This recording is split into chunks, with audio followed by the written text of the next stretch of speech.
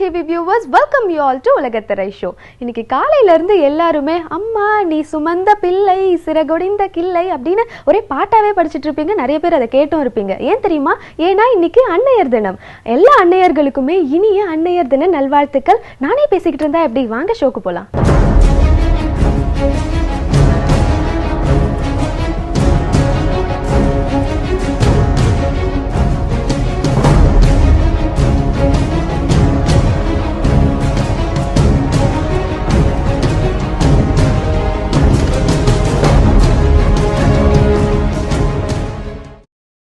இன்னைக்கு உலகத்தரை நிகழ்ச்சியில நம்ம ஃபர்ஸ்ட் பார்க்க போறது என்னன்னா, பொதுவாகவே ஒரு செடியோ தாவரமோ வளர்க்குறோம் அப்படின்னு சொன்னா கண்டிப்பா அதுல வந்து நம்ம பூச்சிக்கொல்லி முறையில தான் வளர்க்குறோம். ஆனா இங்க ஒருத்தவங்க கலிஃபோர்னியால என்ன பண்றாங்கன்னு பாத்தீங்கன்னா, ஒரு பெரிய திராட்சை தோட்டமே வளர்க்குறாங்க. ஆனா அந்த திராட்சை தோட்டத்திலயும் வந்து பூச்சி பிடிக்கிறதுனால இவங்க என்ன பண்றாங்கன்னு பாத்தீங்கன்னா, சில ஆந்தைகளும் வளர்க்குறாங்க. அந்த ஆந்தைகளோட கண்கள்லாம் ரொம்ப ஷார்ப்பா இருக்கிறதுனால அந்த இன்செக்டை அழகா கேட்ச் பண்ணிடுது. அதை பத்தின ஒரு தொகுப்பை இப்ப பார்க்கலாம்.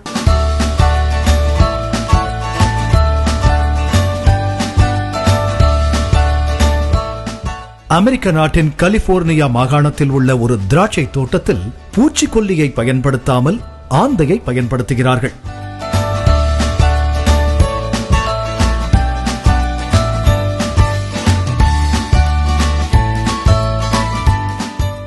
நாப்பா வேலி என்ற இடத்தில் உள்ள திராட்சை தோட்டத்தை வைன் தயாரிப்பதற்காக வளர்த்து வருகிறார்கள். தற்போது உள்ள சூழ்நிலையில் தாவரங்களை வளர்க்க வேண்டுமென்றால் பூச்சிக்கொல்லி பல வகையான ரசாயன உரங்களை பயன்படுத்துவார்கள். இதற்கு சற்று மாறாக இந்த தோட்டத்தின் உரிமையாளர்கள் ஆந்தையை வளர்த்து வருகிறார்கள்.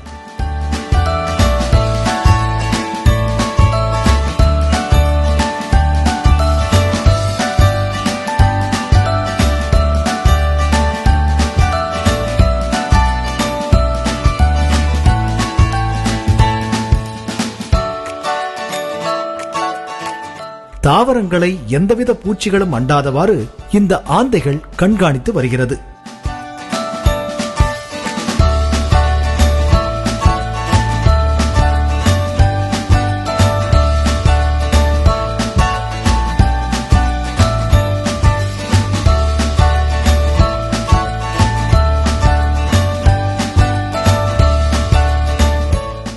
இது குறித்து வன உயிரியல் நிபுணரான கேரி வெண்ட் கூறுகையில், தாவரங்களுக்கு பூச்சிக்கொல்லி உபயோகப்படுத்தினால் அது செயற்கை முறையாகிவிடும்.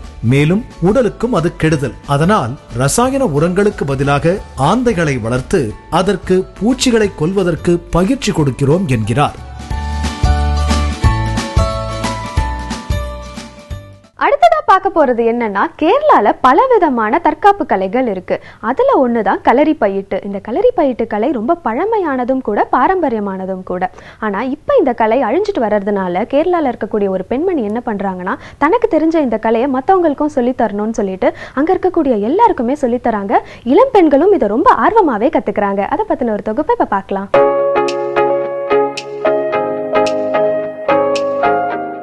கேரள மாநிலத்தில் வசித்து வரும் 74 வயதுடைய மீனா ராகவன் என்ற பெண்மணி அம்மாநிலத்தின் மிகவும் பழமையான களரி பயட்டு என்னும் கலையை அனைவருக்கும் கற்றுக் கொடுத்து வருகிறார்.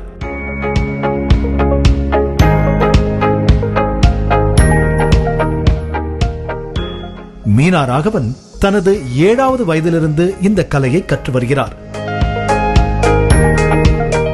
இந்த கலையின் மீதுள்ள ஆர்வத்தால் இவர் இக்கலையை அடுத்த தலைமுறைக்கு கற்றுத்தருகிறார்.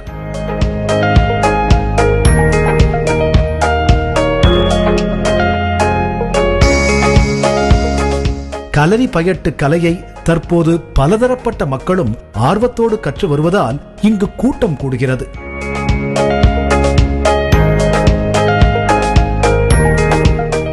இவர் தனது வயதை பொருட்படுத்தாமல் ஆண் பெண் என பாராமல் அனைவருக்கும் இக்கலையை கற்றுத்தருகிறார்.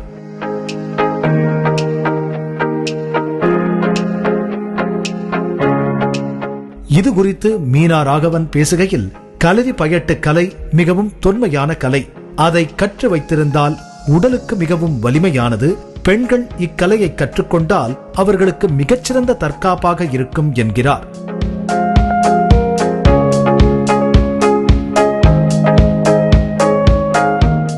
இக்கலையை என்னிடம் கற்பவர்கள் என்னை அம்மா, அல்லது பாட்டி என்று அழைப்பார்கள் என்று இவர் புன்னகையுடன் கூறுகிறார். இன்னைக்கு உலகத்திரை நிகழ்ச்சியில ரொம்ப சுவாரஸ்யமான நியூஸா பார்த்துட்டு இருக்கீங்க. இன்னும் நிறைய பார்க்கலாம். அதுக்கு முன்னாடி ஷார்ட் பிரேக்.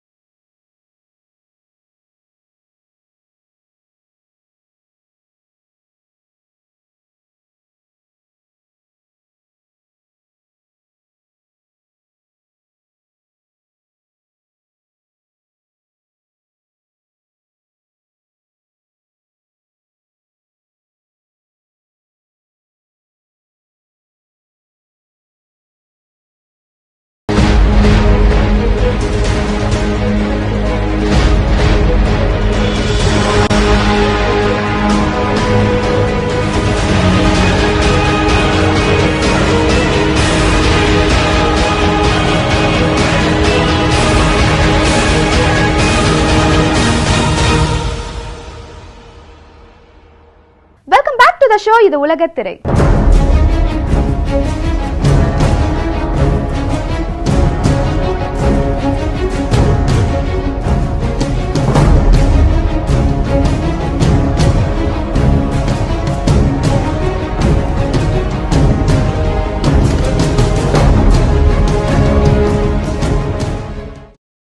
தன்னம்பிக்கை இருந்தா எதை வேணாலும் சாதிச்சிடலாங்க. அதுக்கு ஏத்த மாதிரியே இங்க ஒருத்தர் சைக்கிளிங் பண்றதுன்னா அவருக்கு ரொம்ப பிடிச்ச விஷயமா இருக்கு. அதனால 1 மில்லியன் மைல் வரைக்கும் சைக்கிள்லேயே டிராவல் பண்ணி வேர்ல்ட் ரெக்கார்ட் பண்ணணும் அப்படிங்கிறது ஒரு ஏமாவே வச்சிருந்திருக்காரு. அதுக்காக பிராக்டிஸ் பண்ணும்போது அவர் 2 காலையுமே இழந்துடுறாரு. இருந்தாலும் கூட தன்னம்பிக்கையை விடாம அவர் முயற்சி பண்ணிட்டே இருக்காரு. அதை பத்தின ஒரு தொகுப்பை இப்ப பார்க்கலாம். அமெரிக்க நாட்டின் ஓஹியோ மாகாணத்தில் உள்ள ஆக்ரன் எனும் பகுதியில் வசிக்கும் டேனி சூ என்ற மனிதர் தனது விடாமுயற்சியால் பல மைல் தூரம் சைக்கிள் ஓட்டி வருகிறார்.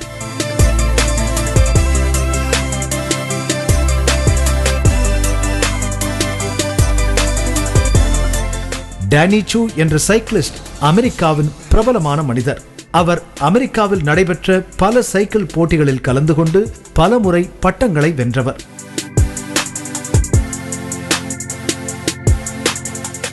1 மில்லியன் மைல் தூரம் தனது சைக்கிளிலேயே பயணம் செய்ய வேண்டும் என்பதே அவரது கனவாக உள்ளது. சில வருடங்களுக்கு முன்பு சைக்கிள் பயிற்சியில் ஈடுபட்ட போது எதிர்பாராத விதமாக விபத்துக்குள்ளாகி தனது 2 கால்களையும் இவர் இழந்து விட்டார். 2 கால்களையும் இழந்த டேனி சூ தனது தன்னம்பிக்கை குறையாமல் தனது கைகளால் சைக்கிள் ஓட்டி தினமும் பயிற்சி எடுத்து வருகிறார்.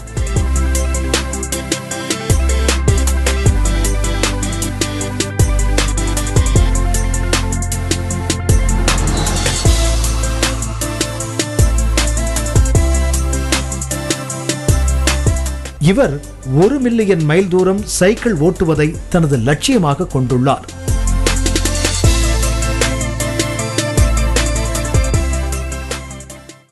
பார்க்க போறது ஒரு தொழிலதிபர் பத்தி தான். தொழிலதிபர்னு சொன்னாலே ரொம்ப பிஸியா தான் இருப்பாங்க எப்பவுமே. ஆனாலும் இங்க இருக்கிற ஒரு தொழிலதிபர் என்ன பண்றாருன்னு பாத்தீங்கன்னா, அவரோட பிஸி ஷெட்யூல்லையும் கூட ஒரு விண்கல் எல்லாம் கலெக்ட் பண்றாரு.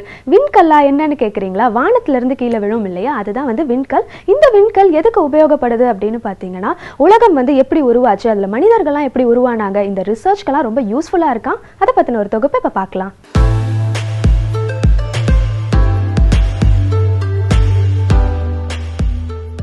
உத்தரப்பிரதேஷ் மாநிலத்தை சொந்த ஊராக கொண்ட தொழிலதிபர் நவீன் ஜெயின் தனது அயராத பணியிலும் விண்கற்களை சேகரிப்பதில் மிகவும் ஆர்வம் கொண்டுள்ளார்.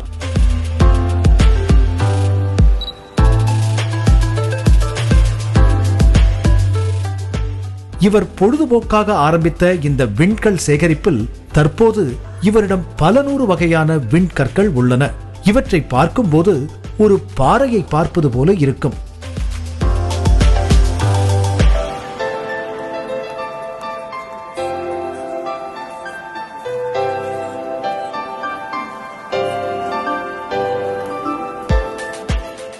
இந்த விண்கற்கள் சேகரிப்பின் மூலம் உலகமானது எப்படி உருவானது மற்றும் ஒவ்வொரு கோள்களும் எப்படி உருவானது என இந்த கற்களை கொண்டு ஆராய்ச்சி செய்கின்றனர்.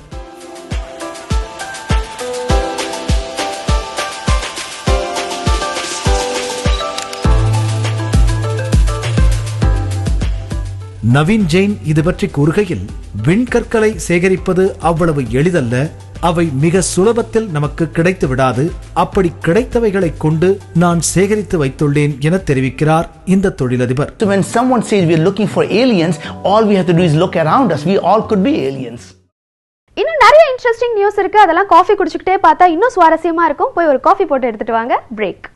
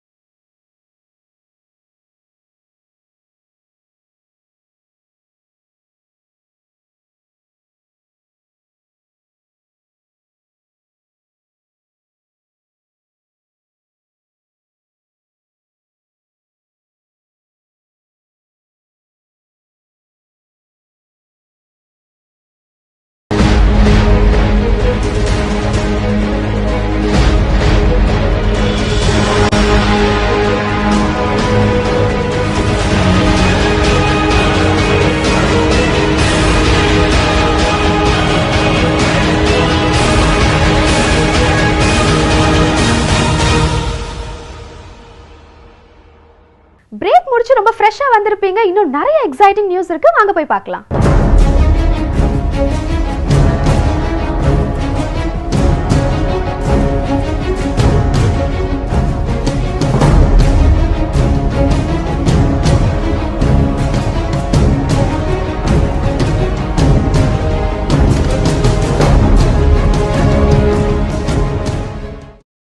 விர்ஜீனியால ஒருத்தர் உலக தலைவர்களோட உருவ சிலையை அழகா வடிவமைச்சிருக்காரு. எதுக்காக அப்படின்னு கேட்கும்போது அவர் சொல்றாரு, அவங்க பீரியட்ல அவங்க நிறைய நல்ல விஷயங்கள் பண்ணிருக்காங்க, அதை ரிஃப்ளெக்ட் பண்றதுக்காக தான் இப்படி வடிவமைச்சிருக்கோம் அப்படின்னு சொல்றாரு. அதை பத்தின ஒரு தொகுப்பை இப்ப பார்க்கலாம். விர்ஜீனியாவில் உள்ள வித்தியாசமான கலைஞர் உலகில் உள்ள முக்கிய தலைவர்களை பெரிய பெரிய உருவங்களாக வடிவமைத்து காட்சிப்படுத்தி உள்ளார்.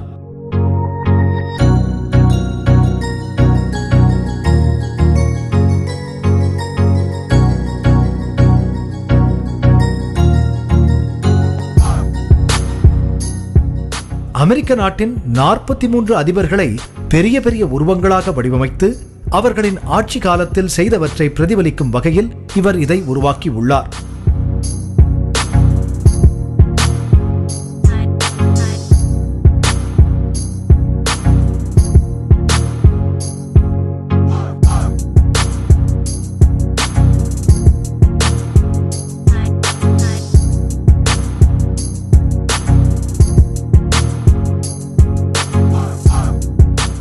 ஹோவர்ட் ஹாங்கின்ஸ் என்பவர் தனக்கு சொந்தமான இடத்தில் கலைநயமான இந்த உருவங்களை தத்ரூபமாக உருவாக்கி பிரமிக்க வைக்கிறார்.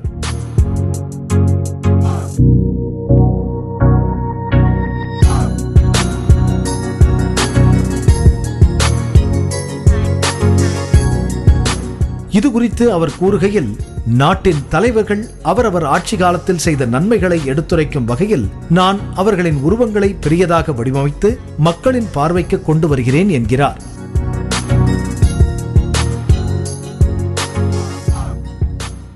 பொதுவாகவே பெண்கள் அப்படின்னா வீட்டில் இருக்கக்கூடிய எல்லா வேலைகளையுமே செஞ்சுட்டு, இல்லை ஆஃபீஸ் போகிற வேலை இருந்துச்சுன்னா அது ஆஃபீஸ்லாம் போயிட்டு திரும்ப இதே ரொட்டீனாக தான் அவங்களுக்கு இருக்கும். ஆனால் பொலிவியாவில் இருக்கக்கூடிய 5 பெண்மணிகள் என்ன பண்ணுறாங்கன்னு பார்த்தீங்கன்னா, அவங்க வீட்டில் இருக்கக்கூடிய எல்லா வேலைகளையும் முடிச்சுட்டு அவங்களுக்கு ஃப்ரீ டைம் இருக்கும் இல்லையா, அந்த ஃப்ரீ டைமில் மலை ஏறுறதையே ஒரு ஹாபியாக வச்சுருக்காங்க. அவங்களோட ஏம் என்ன அப்படின்னு கேட்கும்போது அவங்க சொல்கிறாங்க, அந்த மலை உச்சிக்கு குறைந்த நேரத்தில் போய் சேரணும் அப்படின்றது தான் அவங்க ஏமா. அதை பற்றின ஒரு தொகுப்பை இப்போ பார்க்கலாம்.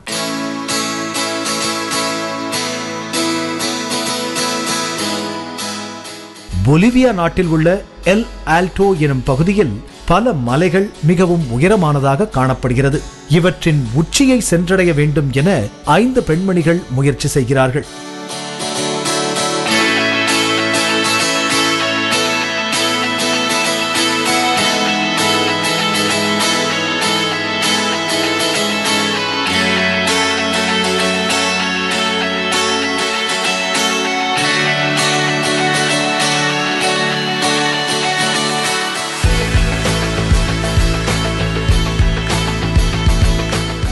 இங்கு வாழும் பெண்களை சோலிட்டாஸ் என்று அழைப்பார்கள். அவர்களுக்கென்று தனி அழகு உண்டு. ஏனென்றால் அவர்கள் வித்தியாசமான பாவாடை, தலைக்கு தொப்பி மற்றும் உடலை போர்த்திக் கொள்ள துணிகளை பயன்படுத்துகிறார்கள். இவர்கள் வெளியில் செல்லும் போது கண்டிப்பாக இதை அவர்கள் அணிந்திருக்க வேண்டும். ஜிமினா லிட்டியா ஹியூலாஸ் பேசுகையில், நாங்கள் 5 பேரும் மலை ஏறுவதில் மிகவும் கெட்டிக்காரர்கள். அது மட்டுமல்லாமல் மலை உச்சியை சென்றடைய வேண்டும் என்பதே எங்களது இலக்கு என்கிறார்.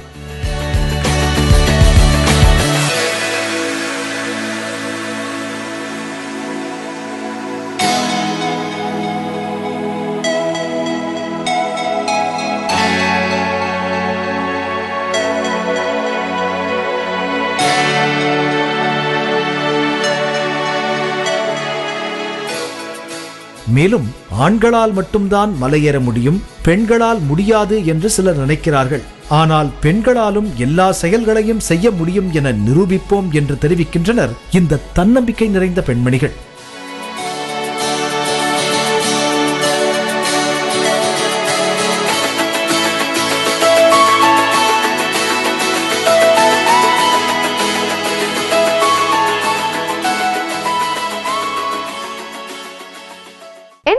இன்னைக்கு உலகத்திரை நிகழ்ச்சியில தோட்டத்தை பாதுகாக்கிற ஆந்தை, தற்காப்பு கலை சொல்லித்தர பெண்மணி, இப்படி பல இன்ட்ரெஸ்டிங் நியூஸ் பார்த்து ரசிச்சிருப்பீங்க. இதே மாதிரி நெக்ஸ்ட் வீக்கும் நிறைய இன்ட்ரெஸ்டிங் நியூஸோட வரேன். Until then, this is Sana signing off from you. Bye bye.